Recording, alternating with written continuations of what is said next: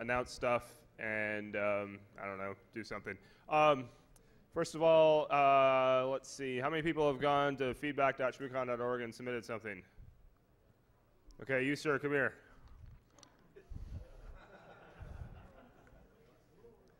Was it difficult to use? No. Was it fast? Yes. Was it sexy? Very. Are you a sexy bitch? No. Okay, here. You get a free book from No Starch Press, Writing Portable Code. Maybe that'll help your sexiness. Thank you, sir. Because we all find portable code hot. Netscape Portable Runtime Library, anyone? I got a QuickTime video of that. Anyway, other announcements. Please go to the feedback site, which I think I just mentioned. We're selling out of stuff still at the front, but we still have some women's tees left. And how many people have thrown a shmoo ball so far? And like actually with a purpose? Anyone?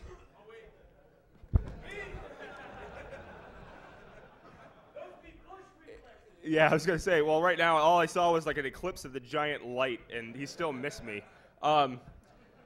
So anyway, has anyone thrown a shmoo ball like at a speaker for a purpose? No? Okay. You have. Well, Jesus. Simply you don't count.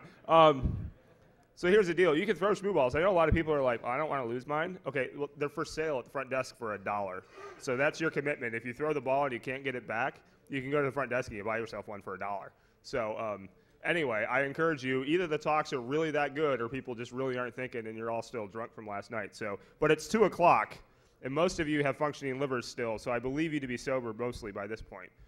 Except for the gentleman standing up facing the wrong direction. Hey, how's it going? All right.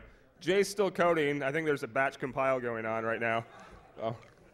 Are you ready?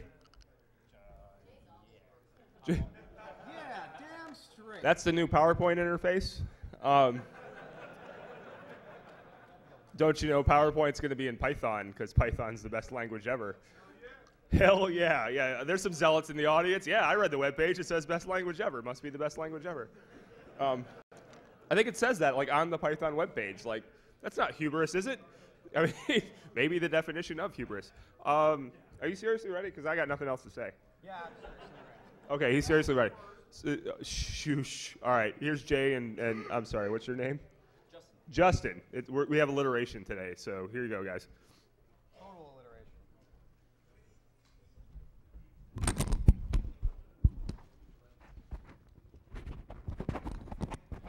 So I'm putting this mic on instead of having that because I'm hoping that maybe the first person to hit me, if one of you can. With a shmoo ball? With a shmoo ball. Oh, hell. You know, I'm kind of figuring that maybe the rest of you will like gang up on them if you like lose your hearing from just the sound of it. So go for the microphone. Go for the microphone. What's that?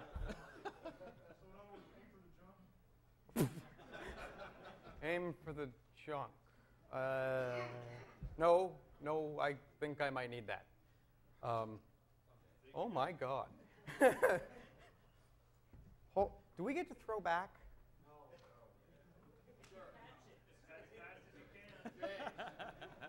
That works.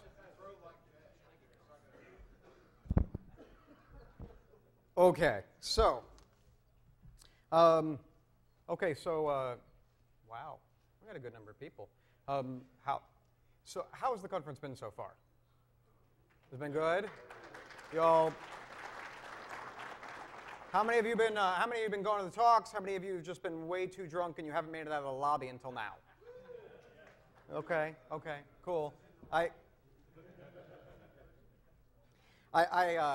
many of you have heard of Middler and thought that?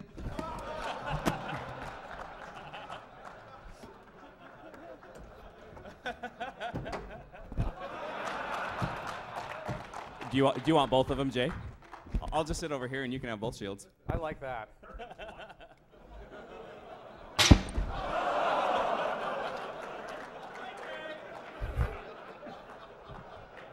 Hold on a second. There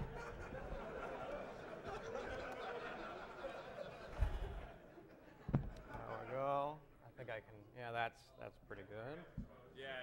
Yeah. Break your laptops that way. No, wait a second. Here we go. That might help. Okay. Isn't this the way you normally do it? Like you need to be able to fire at the same time?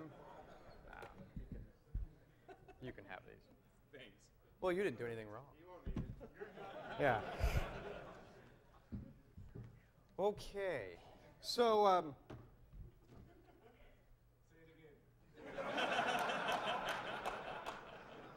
think I might try that. So, how many of you, you know, I'm going to have to find a shield here. I'm afraid. Okay, roughly how many shmoo balls do we have in the room? And how many of them are held by the two gentlemen from the Paul.com podcast? About 60? Okay. So let's you've all seen like the Terminator movie where they're like, "Oh, ma'am, you'll be fine. You're being protected by 58 police officers."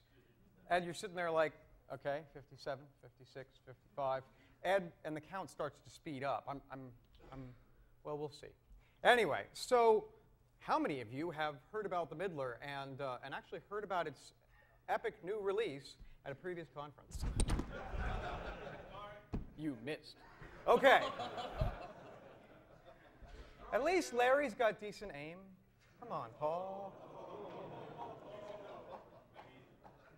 Yeah. I know. There's a really awesome one-liner there, and it's on its way, and you just keep working on it. Right about now, bitch. Wow.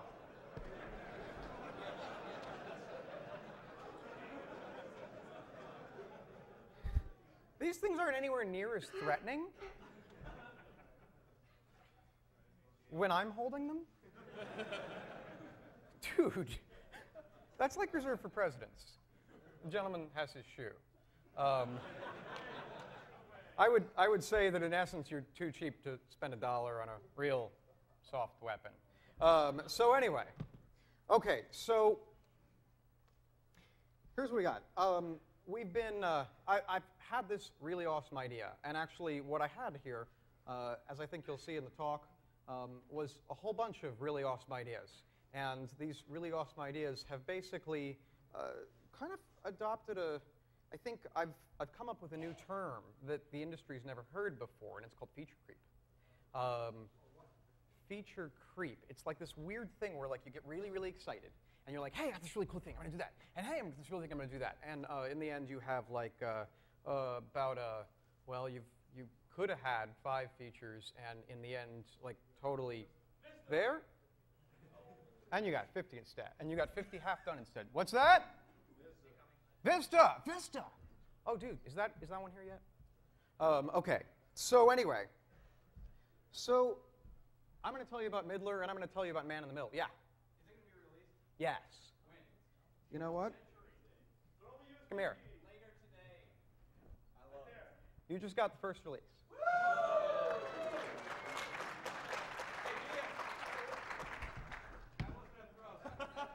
That was a lob. Oh, well, you just got the second one.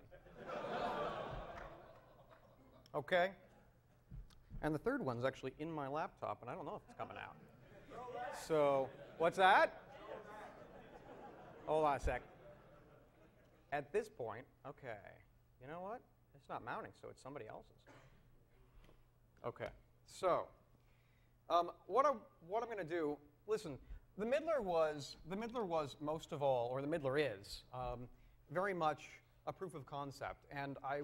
And basically, I started trying to prove a concept, and I'm trying to prove a whole bunch. So, I've got one more of these, and at some point I'm going to decide who gets this one. Oh? Oh. Yeah, sure. Hey, nice. Rock on! Man in the freaking middle! Okay, so listen, here's what I want to do. I want to get going.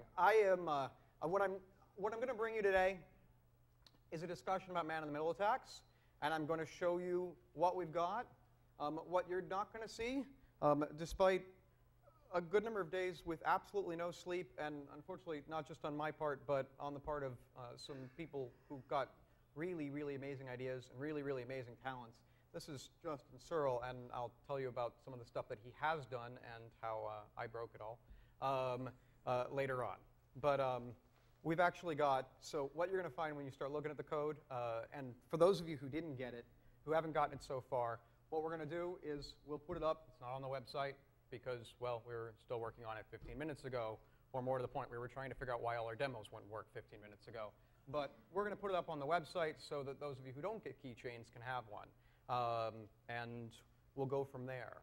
Part of what I'm going to do here, I think that what you're going to see as we go through this talk is that there are some really, really cool ideas here.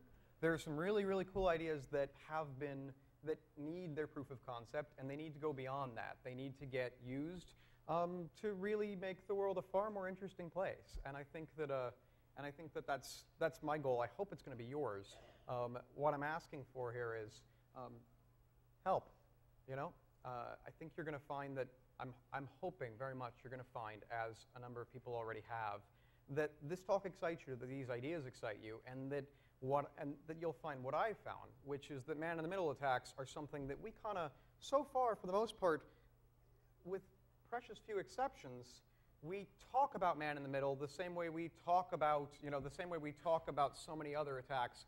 And if we don't end up with a tool, if we don't end up with some kind of actual practical, hey, see what this actually gets you, nobody actually believes us. We all go around in the security community trying to talk about what many people, unfortunately, still see as these kind of phantom boogeymen. Are you really afraid? I mean, and I think that one of the biggest reasons, this is my first attack tool. It was really, really odd for me to write an attack tool. It was really, really weird for me to write an attack tool. But for me, I started to think that about the only way to actually get anywhere was to actually start demonstrating the attacks so that I could get people to do, it's like, okay, well, you should do this. Well, if we think of all of these proactive measures that we all say you should do if you want to avoid attacks, you know what? Half of us haven't entirely taken them. I wrote a hardening tool a while back that got really, really popular, but there were so many people I talked to, and they'd be really, really cool, really, really smart security people, and I'd be like, hey, so, have you hardened your system? I'd be like, oh, I'm going to do that one of these days. Okay, well, have you patched your system? Yeah, I was thinking about it. And it's kind of, well, we don't have time for it or whatever. But part of what's going on is that we don't, until we see some real risk, it just doesn't feel that dangerous. So I'm going to stop framing the question and actually get into it. So here's some of the stuff we're going to talk about today. The talk here is to introduce the middler, and it's to introduce man-in-the-middle attacks. Okay, and what the middler is an attack tool. It's a proxy. It's a proxy, well, it's a proxy that kind of forces people to go through it, but it's a proxy in the end. It's a web proxy. What does that mean? It means that it basically gets traffic to go through it and tries to see to what extent it can screw around with that traffic and screw around with that traffic in interesting ways and for interesting purposes. Okay, one of the things that I'll talk about later on in the talk is the extent to which I started out with this doing HTTP, and I swear since I first started talking about this, the number of people who come to me and said, "That's really cool, but we could do that with," and they start bringing out protocols, and some of them have scared me. And you're like, "No, come on." But anyway, I think I'm going to talk to you to some extent as we go about where some of these ideas came from. One of the biggest places these ideas came from for me basically just in sniffing my own traffic and in running on my trusty Mac a tool called Little Snitch that basically tells you about every single program on your computer that's trying to go and talk to the world. And you say, yeah, that's okay. And after you say that's okay, you kind of doesn't keep asking you. But one of the things I found with Little Snitch was I was shocked at how many of the programs on my computer were first talking to the internet in the first place. And then second, they were doing it clear text. And so I started pulling out my other favorite tool here, which was Wireshark.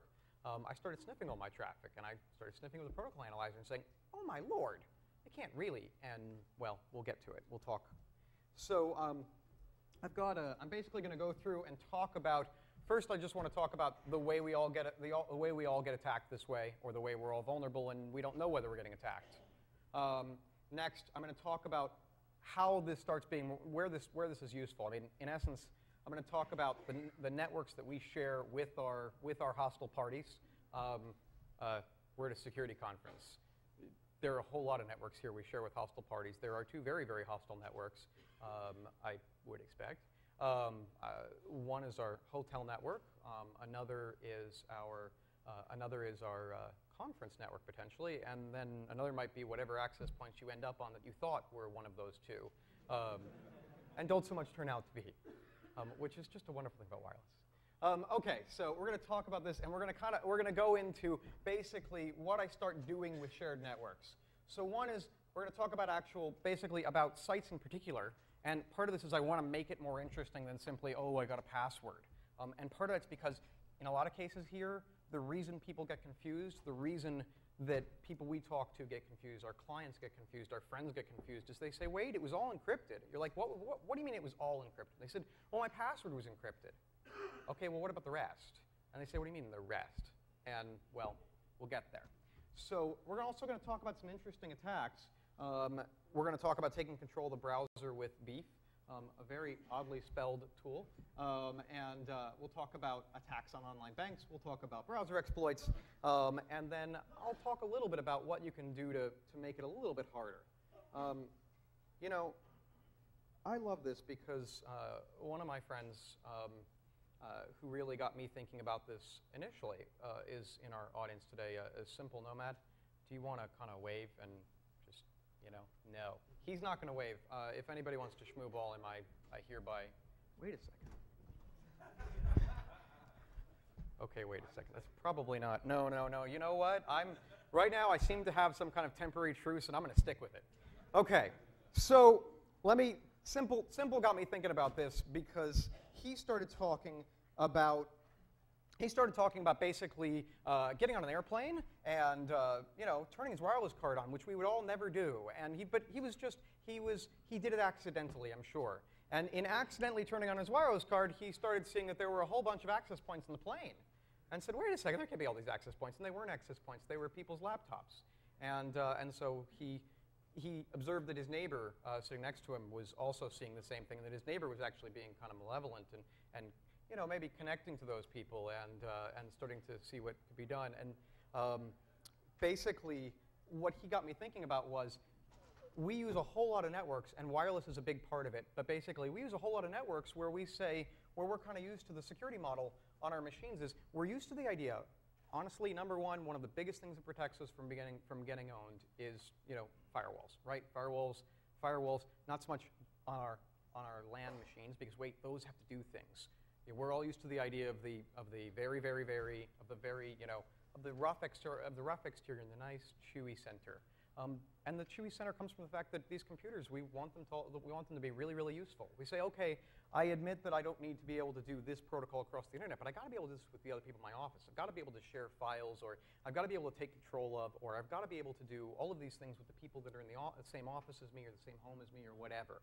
And so we have the security model where basically, if you're behind that corporate firewall, if you're behind your home NAT box, if we're on a wireless network together, or a small network together, you're my friend. You're not going to hurt me. I'm not going to hurt you. We're all cool. Except wait, it's wireless, and well, I live in Seattle, and we've got tons and tons and tons of wireless networks, and they're all free, and nobody would ever do anything bad.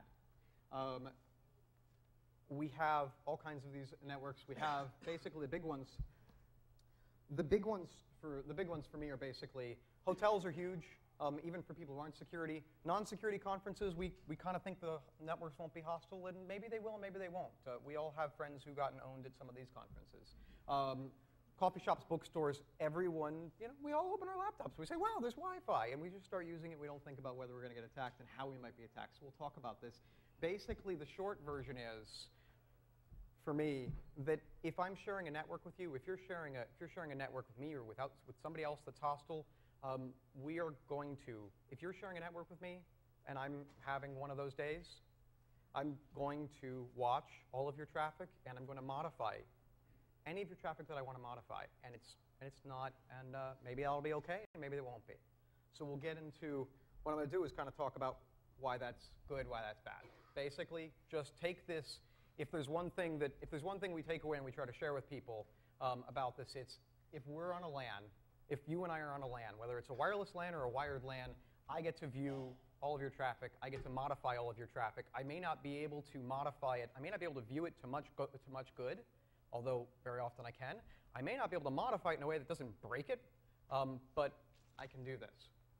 There are two very, very kind of obvious ways, and I think since we're at Shmoocon, we all really know this pretty well. But there are two really, really obvious ways to me that I end up making sure that I see all of your traffic, that it all comes to me, and thus I have enough control over it to change it. Okay, the first one is DHCP, how does it work? Right, I take a computer, I stick it on the network, it needs an IP address. Instead of all walking around with slips of paper and saying, okay, this is your IP address and this is your IP address, we have this nice little thing called DHCP. DHCP, my machine goes on the network and broadcasts everything on the network. It says, hey, I'm looking for an IP address and some routing information and a router to send all of my traffic to. And I'm looking for some DNS servers to ask them where everything is on the internet. Does anybody know one?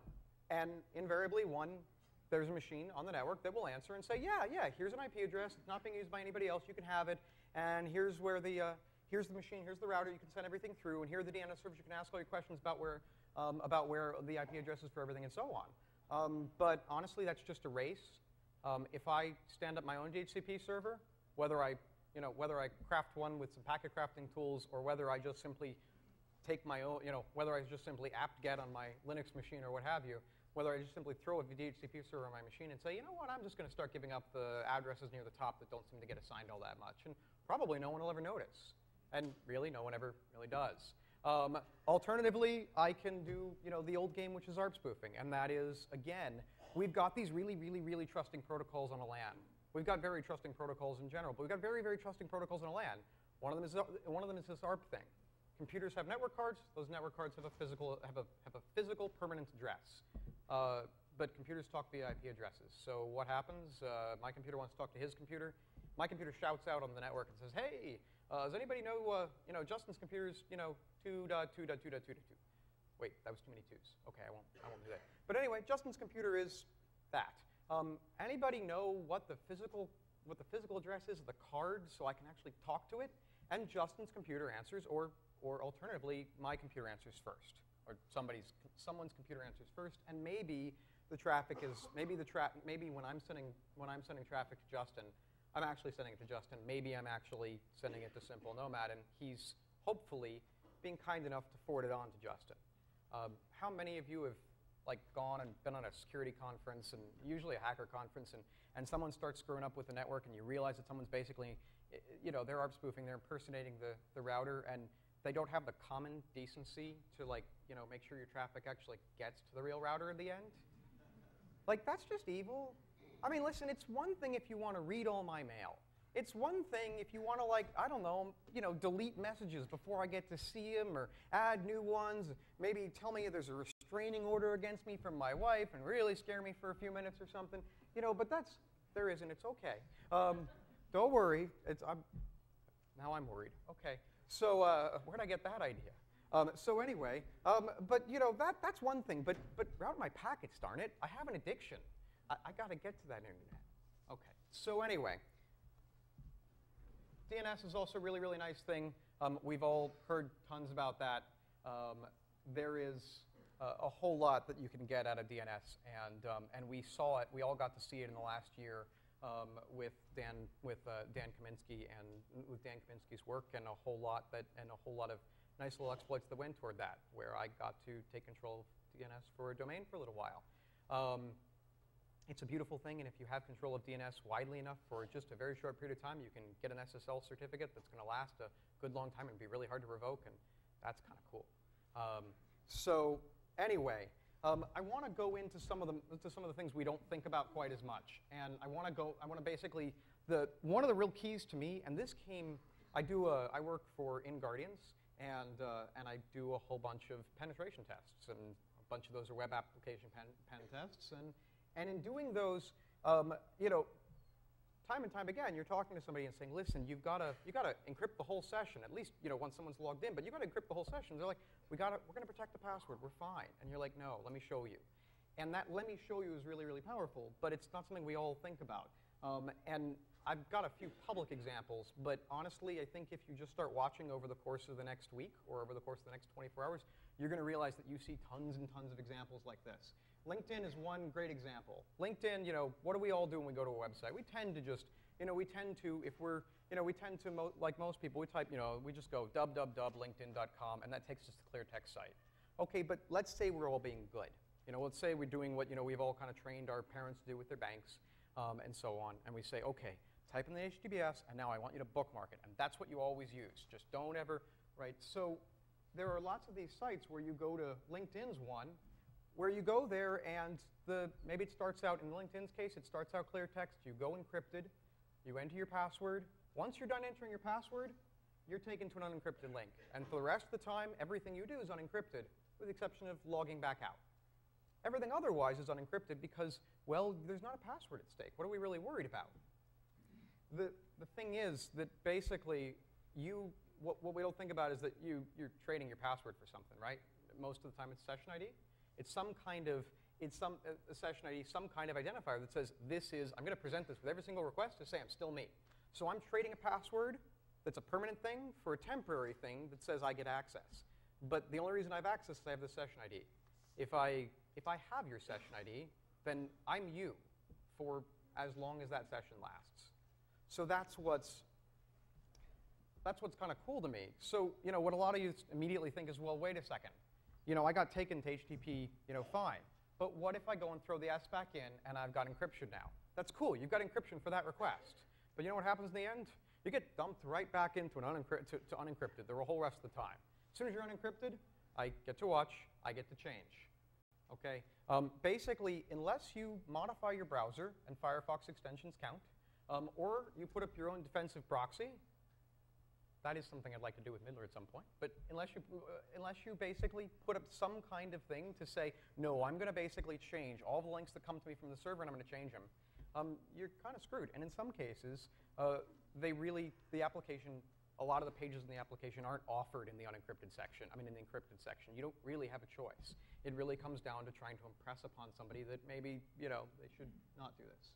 So the nice thing is basically unencrypted sessions mean I get to do cool things to you. Okay?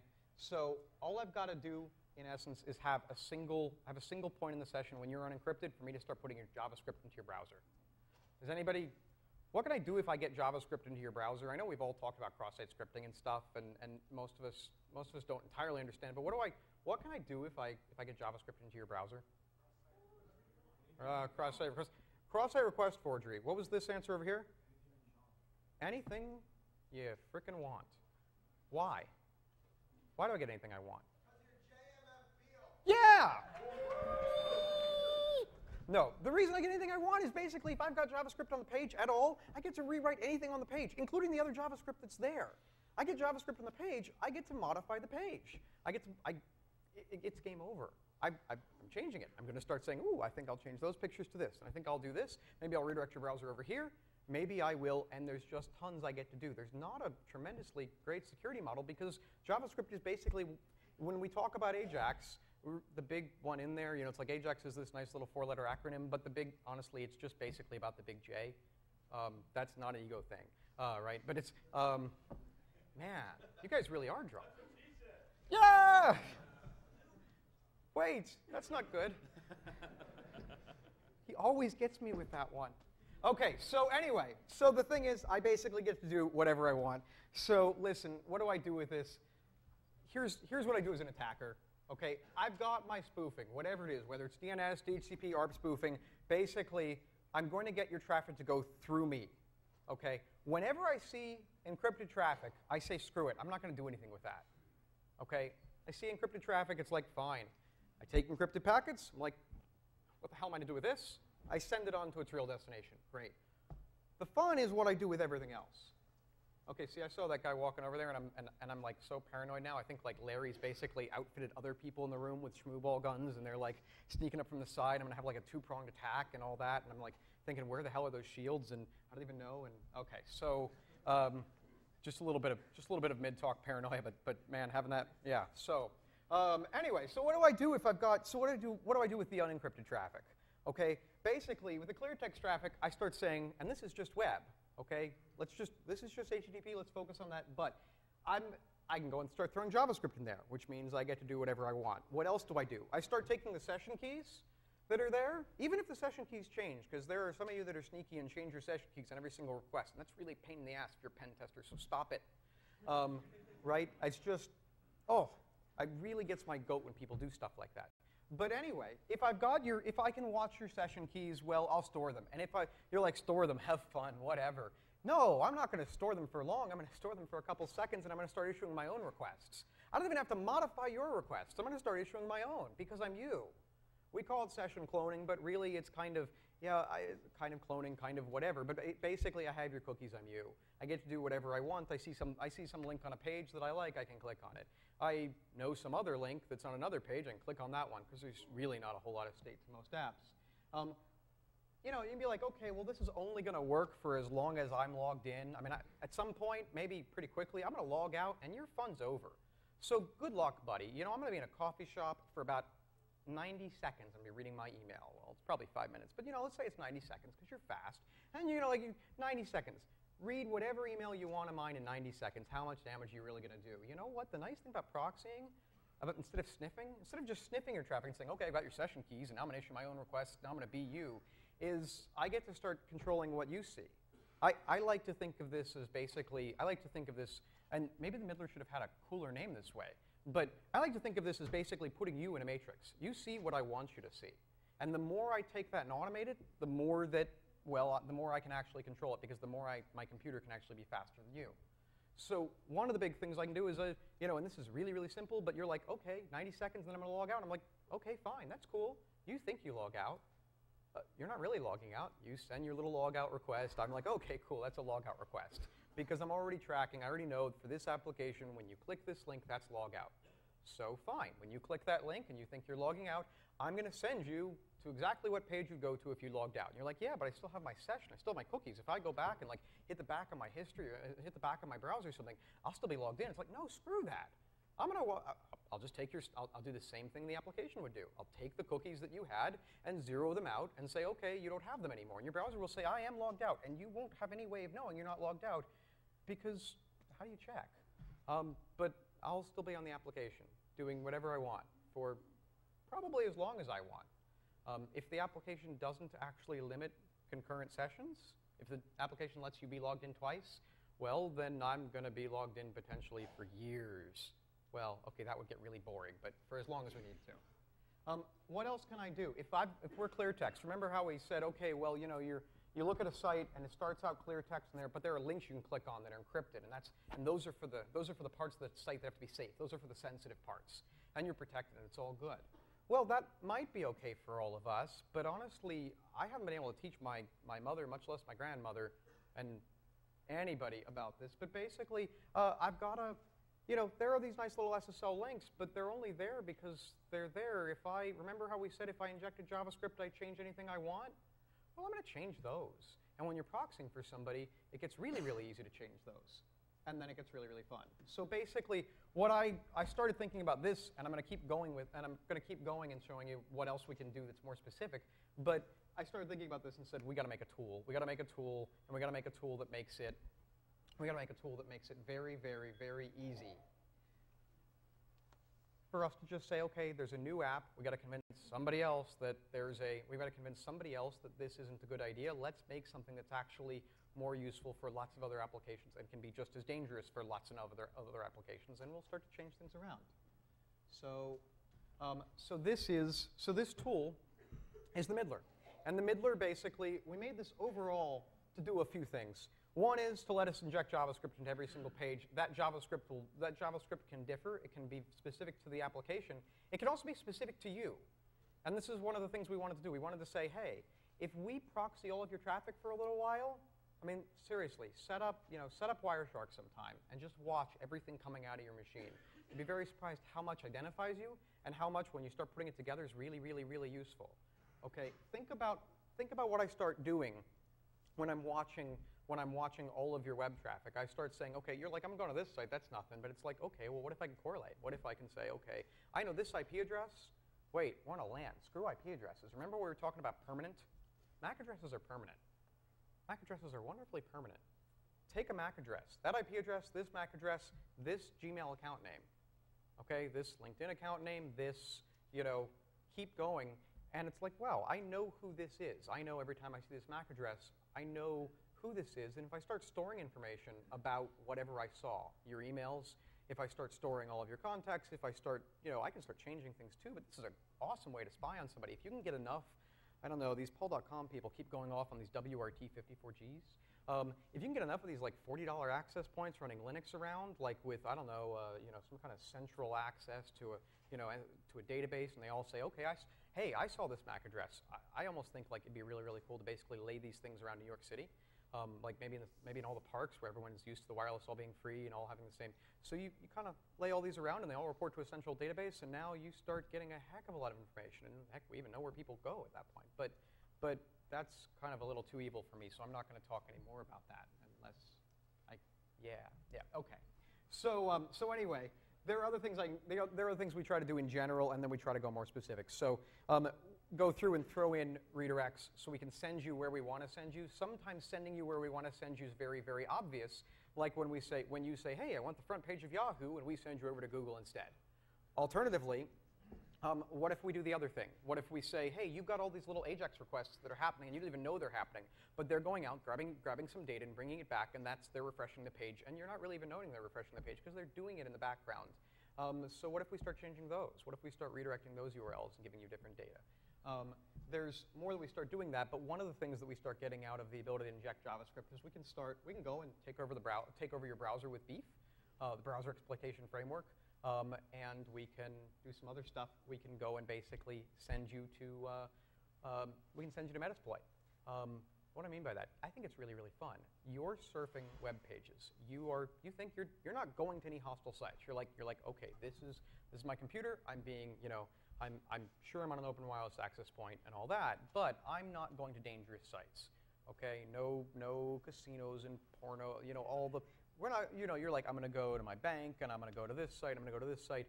You're not going anywhere dangerous. So why would you get owned? Well, you get owned because you go where I tell you to go. Right? You go if it's clear text, you go where I end up directing you to go, and that's, well, part of the fun of having a proxy. It's part of the fun of having JavaScript control, and part of where I can tell you to go at that point is straight into a Metasploit exploit that we queue up. So one of the things that the Middler does is basically goes and sets up Metasploit for you and sets up some exploits, and then just starts saying, okay, well, let's see. This is j.beale@gmail. Yeah, I've been waiting for you. Here you go. And you're pwned, and that's a really fun thing to me. Anyway, I don't know. That's a fun feature. Okay, so what else? I'll log your session, and that's fun. But what I really like when I log your session is to actually have a tool that can understand each site's specific data structures and be able to actually do something with logging your session. So part of what we did was basically started targeting social networking sites, like LiveJournal and LinkedIn. Those were fun ones, and Gmail. And what I'm going to do is basically kind of quickly go through some of the things we can do on an app by app basis. Okay, so and what I'll say is that some of this app by app basis stuff is the stuff where we have a heck of a lot of data and only so much of it implemented, but that's going to change real soon. Well. Anyway, gathering the data is really, really time intensive, but once you do it, it's a kind of power. Knowledge is power, and when you put it together with a nice tool, it becomes really, really powerful, and it's fun. Hey, Jay, So, do you mind if I interrupt real fast? Please. Now, totally out of curiosity, how many people in the audience, we have about 10 minutes left of this talk, how many of you guys want to see code? Okay. How many people want to see, how many people want to see the arguments you pass into this piece of tool? Okay. What about the plugins? Over the last 5 days, we've actually spent a lot of time. Oh. How many of you want to see working Middler? There we go. Please. This beta code, there are bugs, but Middler lives. Middler lives. Amen, brother. Just get Jay off the stage. We'll be good. Sink your chairs. I think that actually deserves a Shmoocon back. Yeah, I think I do. Let me just say this. I had a lot of fun programming over the weekend.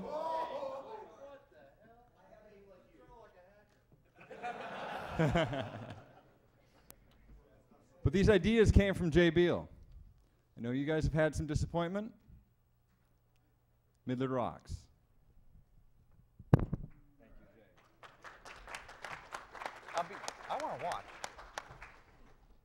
Yeah, I don't think we can all gather around. Here, let me talk for a sec while he gets that You want- computer hooked up. So, as of this morning, we basically had all the code done. We have a lot of the modules done. We have an API set up for a plugin interface. Plugins, very, very easy. I mean, literally, it should take you maybe an hour for your first plugin to do it. Once you get used to it, 10 to 15 minutes. Very, very easy, very, very modular.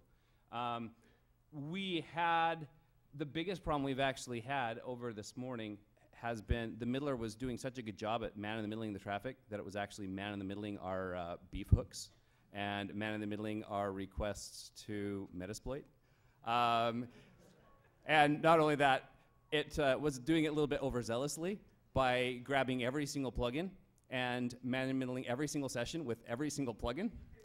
Oh, don't think I fixed that. You still get to do that after the talk. Sweet. But yes, it's very, very functional. We do have some bugs that we need to work out, but it does man in the middle of traffic. It does allow you to hook in plugins. Like I said, we got a few bugs to work out to get things sorted out to behave a little bit better.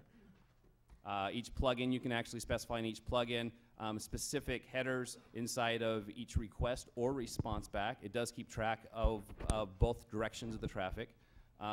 We are using all the great Python code out there, including Beautiful Soup, if you've ever messed with Beautiful Soup, so you can very, very quickly parse through the HTML or XML data.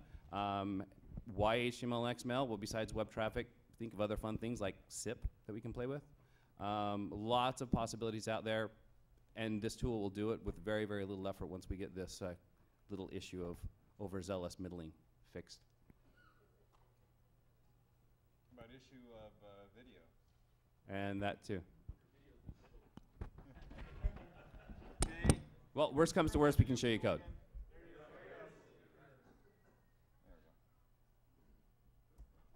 I'm kind of not going to go over there.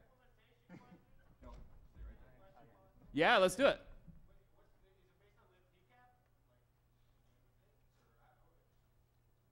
So the question is it based on libpcap? The answer is honestly, getting the traffic to us is not the hard part. So what we're doing right now what we have implemented is ARP games.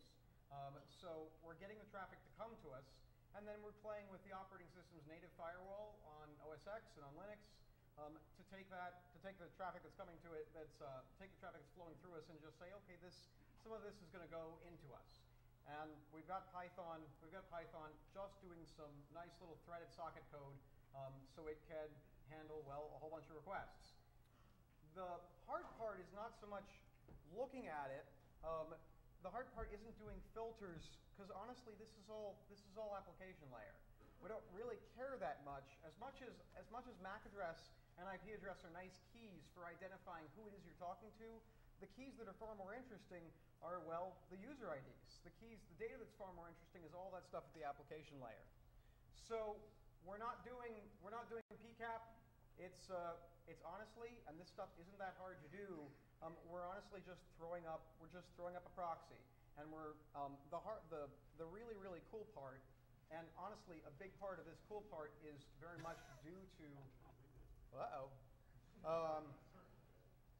a bunch of this very, very cool part is due to Matt's efforts, because I was really, really stubborn, and he said we had to have this whole plugin architecture, but it really actually works really well. What it gets you in the end is it's actually really, really, really easy to make plugins and to say basically, hey, I'm in a register and I want to, and I'm a plugin and all I want to do is handle these sites, or all I want to do is handle Mac ports, software installation, or all I want to do is handle iPhone software installation, or all I want to do is handle LinkedIn. And heck, you can even say, all I want to do is handle LinkedIn, and the only person I want to target is Larry Pesci, and no one else, because he's got the big shmooball gun and I'm afraid of it. But anyway, that's what, I always get nailed by that one. So anyway, the fun of the tech is basically that we've worked really hard to make it so that you can go and take things that we've never thought of, or things that we've thought of but haven't been able to implement yet, and start doing it and start adding it without having to write all that code, without having to learn a library that's hard, and honestly, without having to go and say, okay, I'm going to do regular expressions and so on. Screw regular expressions. Regular expressions get really, really weak when you see that a lot of the data that's going back and forth is, JSON encoded, or it's XML encoded, or it's some other weird crap, and you're sitting there trying to reverse engineer it, and the hard part is reverse engineering in the first place. And once you've done that, well, you figure out the encoding, and you still say it's really not. Regapps is not strong enough. String matching isn't strong enough. But if you want regex, it is available and you can use it. Oh, absolutely. It is part of the framework. Absolutely. And honestly, to keep this thing fast, we ended up taking a whole bunch of stuff that we were doing in regex and turning it into just straight string matching, because that made it fast. There's a question over there in the corner.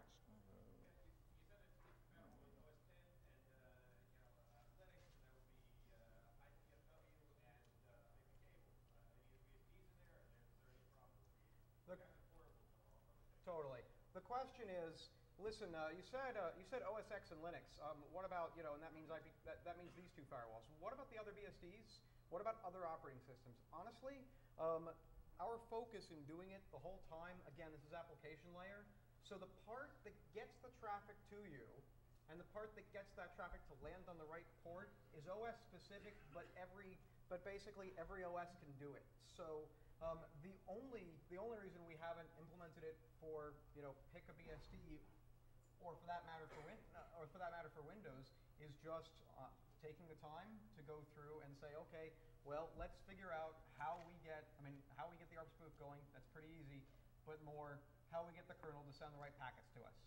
Once the packets get to us, and we can turn on routing, which we all kind of know how to do. We're all used to doing that. It's very, very easy. The hard part is all application layer.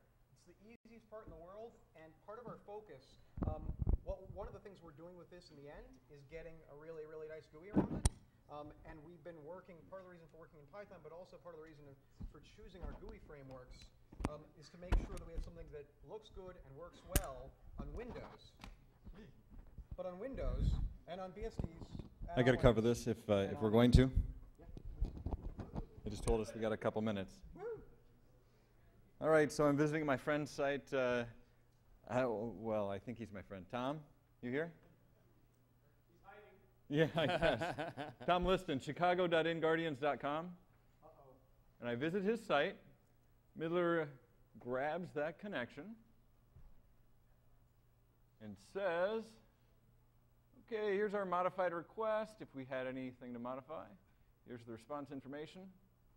You're seeing a bit of debug stuff because we're still debugging. Beef hook is injected.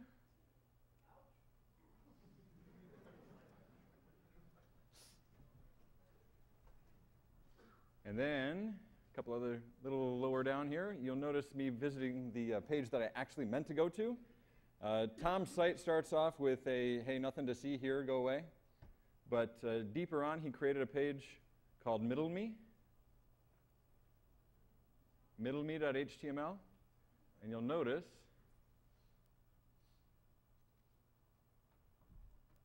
our response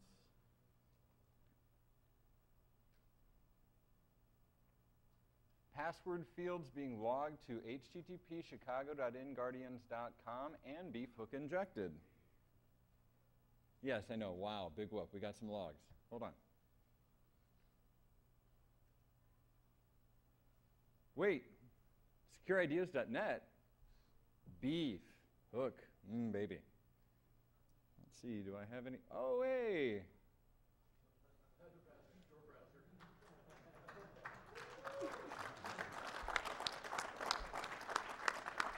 But that's not all. And in the next, 3 seconds that we've got left, let's really type password. This is a little kludgy to see on our log screen, so please bear with me. But the JavaScript for this password plugin hooks the on keystroke, and for each keystroke in the password field, it makes a request to inguardians.com, chicago.inguardians.com / oh wait, the letter. So it's not perfect yet. It's beautiful though. It works very well. So you get one letter at a time. So what's going on here? Think about it basically this way. You know, we all go and we got that Google toolbar. We've got a Google toolbar in our browsers, or we go to Google and we start typing, and we're about 3 letters in, and all of a sudden you're like, this thing gets really responsive, and you realize, you know, you go and sniff, and you're like, wait, this thing's taking every single letter. I hit a key, and I haven't clicked submit. I haven't clicked anything. I hit a key, and all of a sudden a request has gone out. Nice little Ajax request has gone out. What that means is there's some JavaScript around that's going and saying, hey, every time the user hits a key, just let me know and tell me what key it was, and I might do something with that. And one of the things I might do with that is, well, I could send it somewhere. Normally what we do with that is make applications more responsive, but JavaScript's a really wonderfully powerful thing, and if you can inject it wherever you want, well, you get neat tricks like this. So, sorry, I can't fit the whole password on the screen because of all the debugging, but there's the last letter. there's our need. So let's take this for a second and talk about, there's a really nice, interesting place you use this. Suppose you go to a site, and I know we don't see too many banks that are still doing it, but we still keep seeing banks that are doing it, damn it. You go to a bank site, and you enter clear text, www.mybank.com. There's a username field, there's a password field, there's a submit button. We go and we look at the page, and we see that submit button is sending out an SSL link. Is going over SSL. We can't sniff it. We can't sniff the password as it's going, so we don't get a password. That's the normal story. Game over. But wait, switch it around. Actually, wait. Since that first page was clear text, all I need is one clear text page. I throw in JavaScript and I do whatever I want. That one clear text page, and this is what Tom Liston came up with just last week on one of our client engagements, and he called me up and told me, and I said, we've got to have that. That's got to be a module. We've got to make it so we can do that with everything. That's really cool. He makes it so that all of a sudden, if we've got one page that was clear text, a login form that was clear text, the password's going to come to us. It doesn't matter that once he clicks submit, oh wait, we're now in protected SSL world. I just needed it to be not SSL'd once.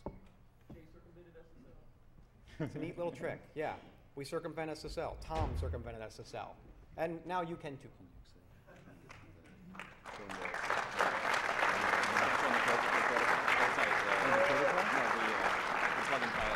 Sure.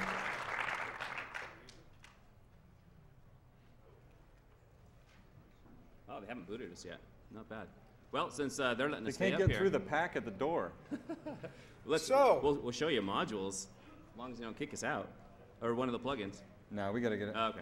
Let's get out of here. We'll bail. So what we're going to do is put the code that we've got right now, we're going to put that up on our site, and every time, as soon as we figure out why the heck it's not, It's already out. it's already out. Yeah. Actually, that's really good. If you've got a keychain, please feel free to put it out. This is not a secret. You're posting it. Paul has posted to my site. We'll send you a link by instant message. How's that work? Paul, I log into that site over SSL. I don't know why you did it.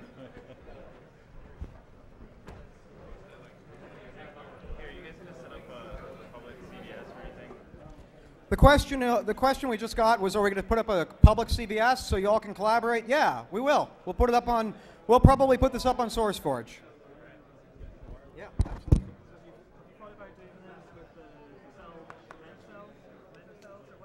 For what cells? The micro repeaters for What the hell? What the hell? Seriously. That's a little much. And just a reminder to everybody, we will have this presentation on DVD available probably in about an hour or two out here on the table. Stay. The DVDs are 20 apiece, 4 for 50 or 10 for 100. We also have The Last Hope and International Security Summit. Oh my God, that's just nasty. That's. I'm not sure. I know the Verizon one doesn't do data. Yeah. I'm wondering if the other ones do. I've got friends who are doing this kind of thing, who are, one of the places, oh shit, one of the places I was going to go with this was, one of the places that I have some friends who wanted to go with this was basically, you guys see the DEF CON talk? Oh, so not my DEF CON talk, the guys who did the thing where they basically said, we're going to end, they took the traffic for the con. Yeah. If there's code on our site right now, do not download it. Wait until tomorrow. Nice. This is the only copy that works. Good point. Yeah, that was just. That was awesome. Yeah, that was just badass. It's like, wait a They second. had it for like 5 hours. JMFB! Stay